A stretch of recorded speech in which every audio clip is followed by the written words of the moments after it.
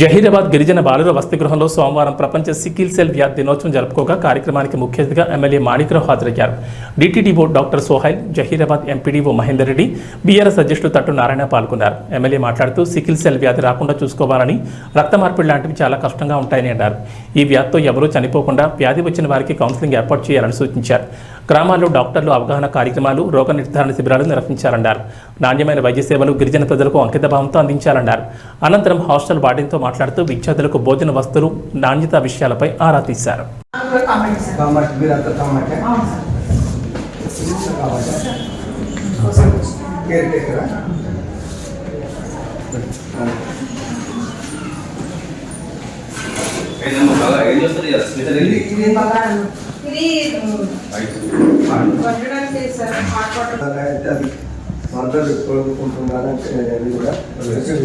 ఇది తలుపులు తెరవాలా? ఆలు టమాటా కర్రీ సార్. ఇది వైట్ రైస్ కూడా వస్తుంది, పేరెంట్స్ కూడా వచ్చింది. ఇది పాలకూర పప్పు. ఇది నిర్మూలించాలంటున్నాం దానికి. కాబట్టి ఉన్నా లేకపోయినా మరి దాన్ని అంటే ముఖ్యంగా టెస్ట్ చేయించాలి. ఆ టెస్ట్ పరికరాలు కూడా కావాలి. ఇప్పుడు ఏ ఆశనార్కలకు పోతే వాళ్ళు పోయి టెస్ట్ చేస్తారు. ఈ సిక్కులు ఉన్నదా లేదా వాళ్ళకి ఎట్లా తెలుస్తుంది? అది అంటే అది మీరు మైక్రోస్కోప్లో పెడితేనే తప్ప మీకు తెలియదు. మనకి కొడలు లాగా ఉంటుందా, ఆ రక్తం బొట్టు రౌండ్ షేప్లో ఉంటుందా మనకు కూడా తెలియదు కదా.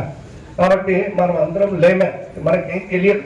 కాబట్టి దాన్ని తెలుసుకోవాలంటే మీరు ఈ ఆశా వర్కర్లకు కానీ, ఏఎన్ఎంలకు కానీ, స్టాఫ్ నర్సులకు కానీ వాళ్ళకు కూడా చెప్పవలసిన అవసరం ఉండొచ్చు. వాళ్ళకు కూడా క్లాస్లో చెప్పవచ్చు.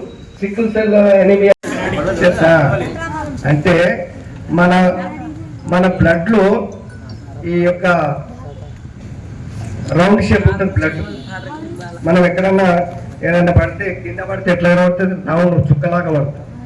కానీ ఈ వ్యాధి ఉన్న వాళ్ళకి ఇట్లా గొడవలాగా పడుతుంది.